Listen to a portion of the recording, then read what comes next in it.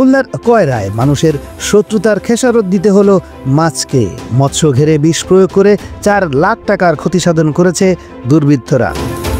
কয়রা প্রতিনিধি মোহাম্মদ ফয়সাল হোসেনের পাঠানো তথ্যচিত্রে বিস্তারিত। খুলনার কয়রা উপজেলার আমাদি ইউনিয়নের জায়গিরমহল গ্রামে নেপাল দাস ও সঞ্জয় দাসের শত্রুতার জের ধরে মৎস্য ঘেরে বিষ প্রয়োগ করেছে দুর্বৃত্তরা। এ ঘটনা নিয়ে আশপাশের ঘের মালিকেরাও রয়েছেন আতঙ্কে। গত বৃহস্পতিবার 12 জুন ভোর 4টার দিকে জায়গিরমহল গ্রামে মৎস্য ঘেরে এই ঘটনা ঘটে। ঘের মালিক ও স্থানীয় সূত্রে জানা যায়, আমাদি মৌজার জায়গিরমহল গ্রামে নেপাল দাস ও সঞ্জয় দাস নিজস্ব ও লিজ জমি নিয়ে একসাথে 8 বছর ধরে মৎস্য ঘের করে আসছে। গতরাত আনুমানিক 12টার দিকে তারা মৎস্য ঘের থেকে বাড়িতে ফেরেন। সকালে ঘেরে এসে মাছ মরে ভাসতে দেখেন। এ সময় তারা পানিতে বিষের গন্ধও পান। এ খবর পেয়ে আশপাশের লোকজন মৎস্য ঘের দেখতে ভিড় জমায়।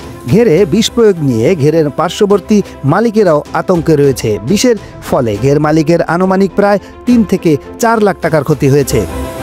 এ ব্যাপারে আমাদি ইউনিয়ন পরিষদের 1 নং ওয়ার্ডের ইউপি সদস্য মোহাম্মদ মনিরুজ্জামান ঢালি ঘটনার সত্যতা স্বীকার করে বলেন, খবর পেয়ে ঘটনাস্থলে গিয়ে ঘেরে মাছ মরে ভাসতে দেখেন। এ ঘটনায় দোষীদের আইনের আওতায় আনার দাবিও জানান তিনি। আমার নাম নেপাল চন্দ্র দাস, আমার বাড়ি জায়গিরমহল।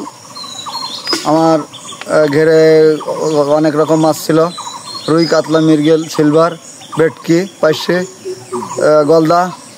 এই গত 2 দিন আগে রাত্রে ভোর রাত্রির দিকে কে বিষ দিছে। আমার প্রায় 3 থেকে 4 লক্ষ টাকার উপরে ক্ষতি করেছে।